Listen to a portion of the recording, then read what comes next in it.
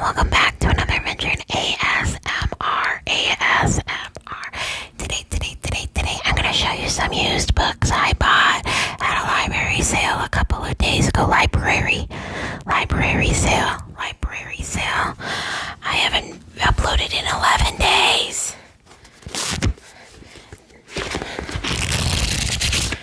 And the first we have is Walden and Other Writings by Henry David Thoreau. Walden is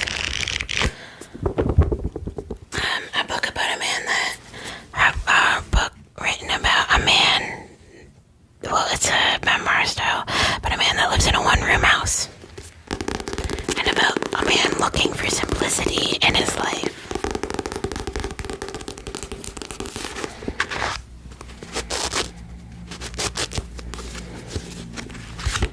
I haven't uploaded in a while because they took me off my medication, and I've had a hard couple of days. Well, I've had a hard 2 weeks. They took me off my medication to try and see. I'm trying to see when this was. This is from 1962. This particular version, but I think is originally written back in the day. Let's see. It was originally written 1854, Walden.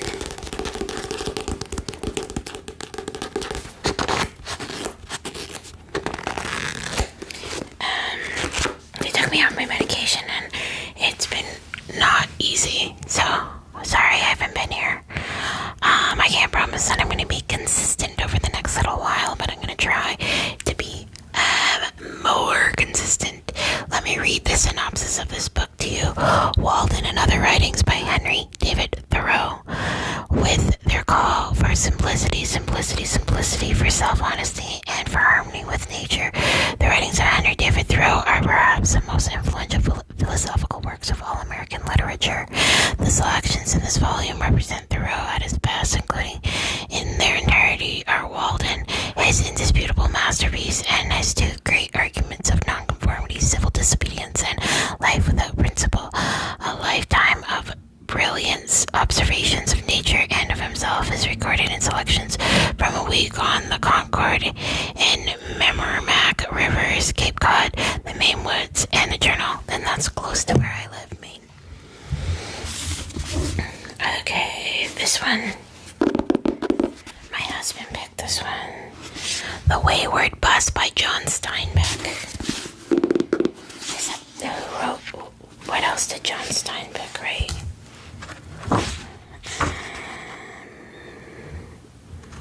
The Grapes of Wrath. Oh, Of Mice and Men. Yeah. I read Of Mice and Men.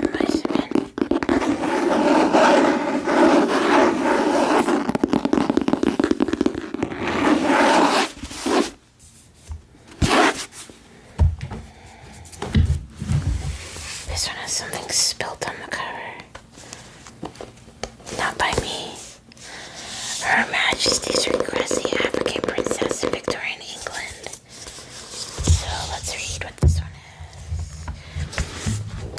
Frantic shouts and cries awaken a young girl. Her West African village is being attacked. She's dragged out of her home and watches in horror as her parents are murdered before her eyes. The attacking warriors examine her and notice her markings on her face. They are the markings of a princess. The girl was captured and held for ritual in which she will be killed. Then in 1850, on the very day set for her death, a British naval officer rescues her. She is christened Sarah Forbes Bonetta, and taken to England. There she is presented to Queen Victoria, who decides to provide her upbringing with this young orphan princess.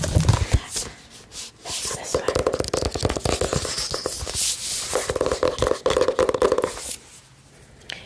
And then I got this one, Gutter Child.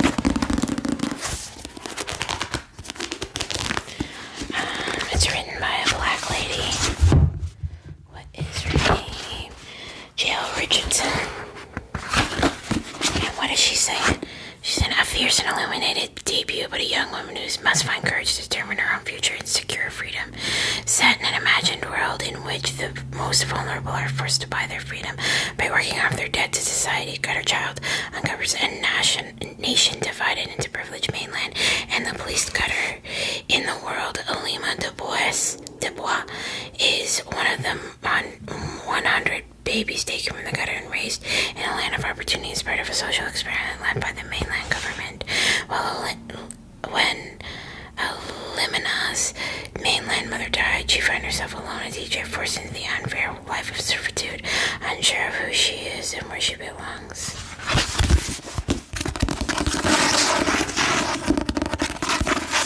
Gutter Child. I haven't read any of these yet.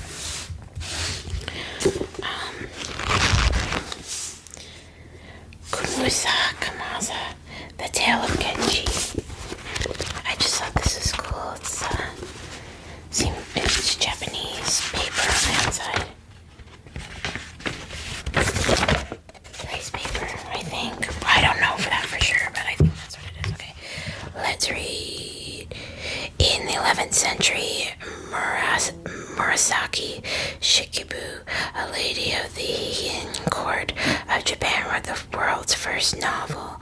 But the tale of Genji is no mere artifact. It is rather a lively and astonishing nuanced portrait or a refined society where every dalliance is an act of political consequence, a play of characters whose inner lives are rich and changeable as those imagined by Proust. Chief of these is the Shonen Genji, the son of the emperor and a man whose passionate impulse creates great turmoil in his world and very nearly destroys him.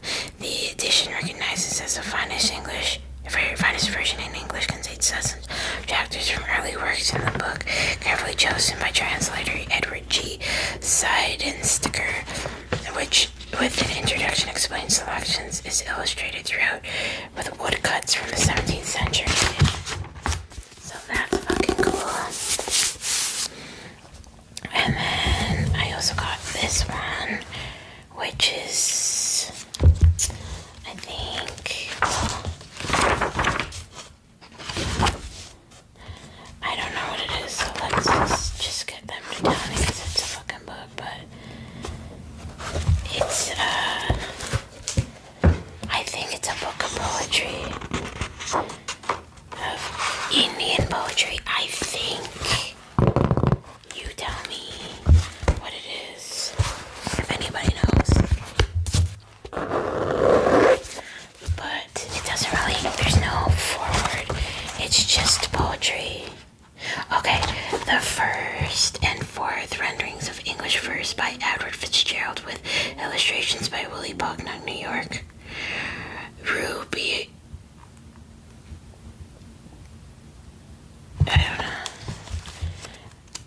Rubaiyat of Omar. I don't know what it is.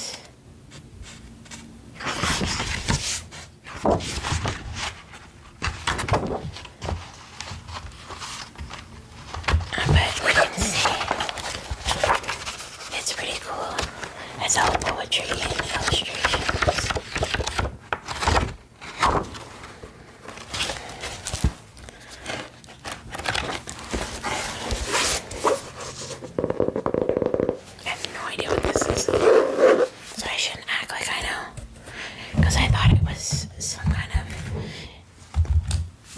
Middle Eastern or Indian thing, but and then I got this on early perennials.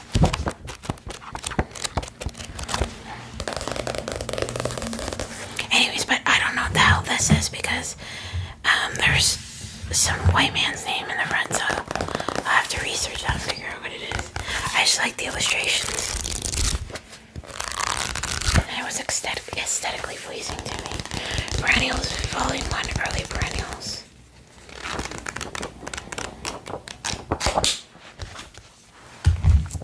Because I'm into flowering plants. Okay, well thank you for coming to see my video today.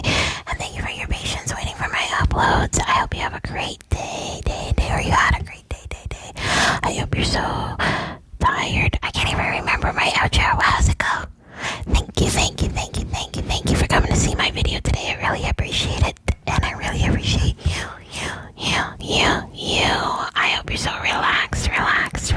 rest and you go to sleep.